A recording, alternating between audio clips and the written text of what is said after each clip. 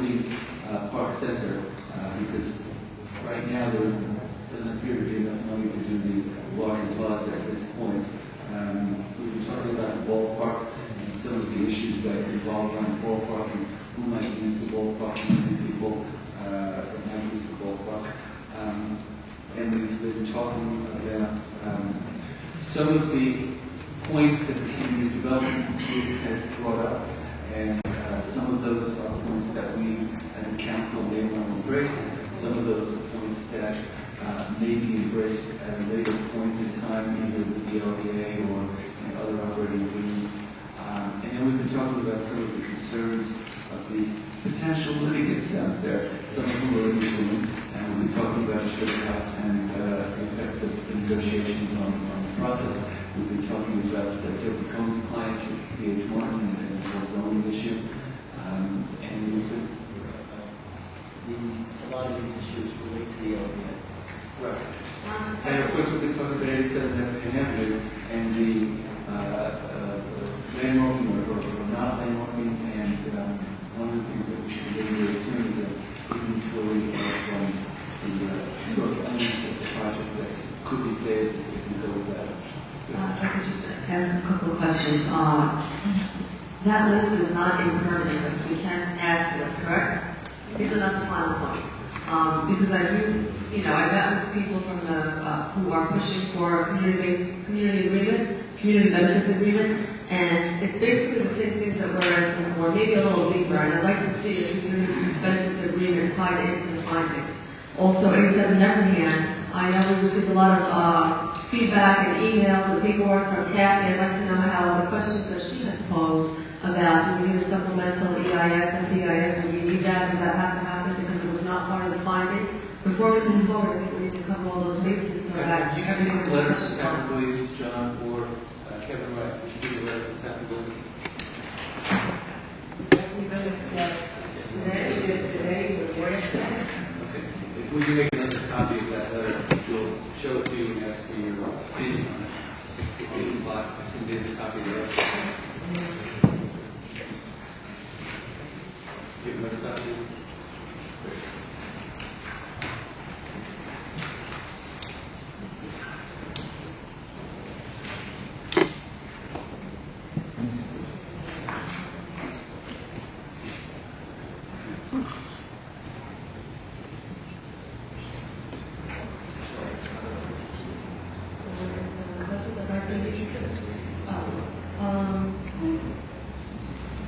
I'd like to find some of the stuff that we did speak about, because in reading some of the findings, some other things came to mind that I'd like to add into the draft that we're working on, and then I'd like to hear from the public also. Am I still to answer my question? Yes. I'm sorry, again, because this is the language contained in here. It says that the new firehouse will have a minimum of 5 bays. I thought it was committed to 6, and this language is contained to me minimum of 5, and we committed to 6. Rich, that's a question. That's a question. Do we commit to 6 or something? I thought it was I have to double check that. I have to find those built into it. It will be whatever happens. That might be something that's We can't discuss the actual, what we discussed in executive session, all the detail, can we? Right now? Well, I won't actually know what this is about to say, but if you ask a question that we can't answer, then I'm sure every Christian will tell me that we can't answer that. So you can ask the question. Okay, it's actually a comment. I'd like to end on the firehouse at a minimum. Okay, so that's a comment.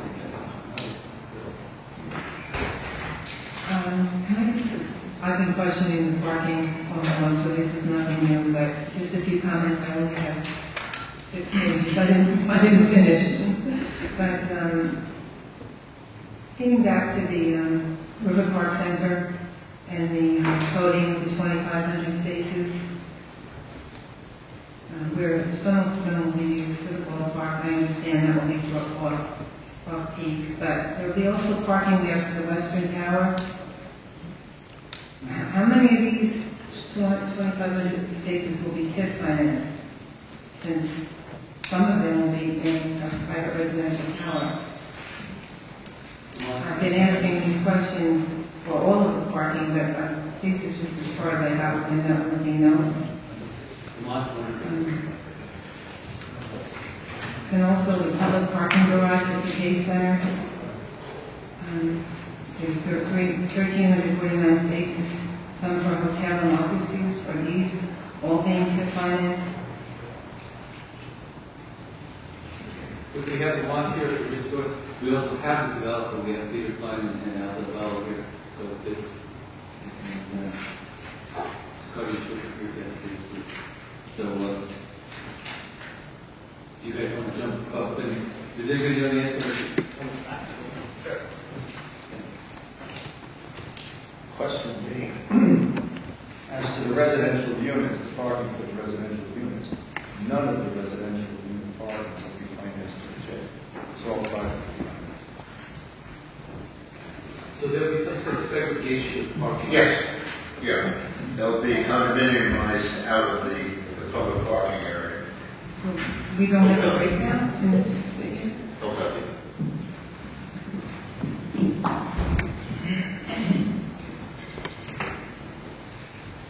At River Park Center,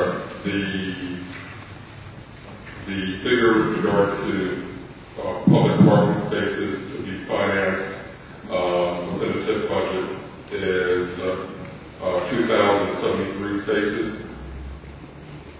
And to take the public parking component to be incorporated within the TIF infrastructure budget is 1,347 spaces.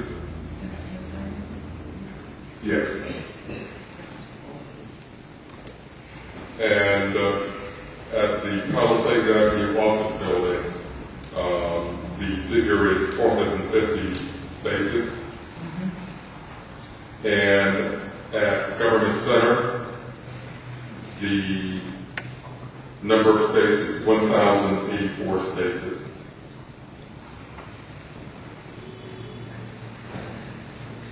I'm not doing it. I'm just trying to do something here. All right. Okay. Just to clarify, River Park Center, there's a total of 2,550 parking spaces? No, the figure is, Madam Councilwoman, is 2,073 spaces at River Park Center. No, for TIF financing. Yes. No, I'm sorry, I'm getting back to the total complement of parking spaces at River Park Center is 2,550 spaces?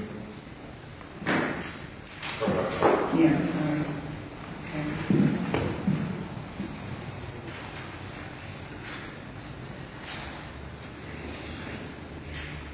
I'll do this.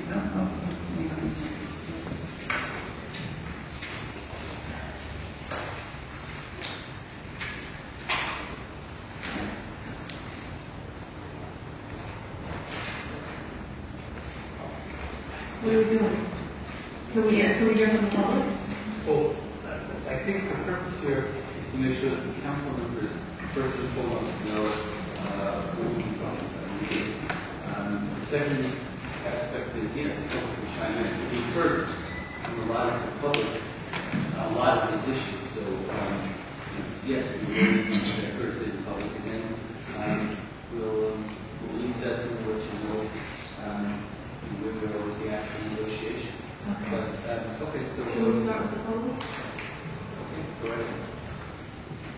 Anybody from the public want to speak? Yeah, I'd like to know a couple points. 153 Avenue Place in Yonkers, New York. It's not any residential. I'm brought up with one of your final points, Mr. Lesnick, 87 Nepperhan Avenue. I did a little checking on the two people that voted against landmarking. Bob Cole, people in this parish are pretty upset about it. So is the Bishop Griswold down at Cathedral St. John. And Father Cole is unfortunately leaving us. Yonkers is being transferred to St. John's Episcopal Church in Staten Island. So I don't know how much you want to count this vote. The other member, Mr. Zuhair Akil, is an engineer, not trying to drive the train.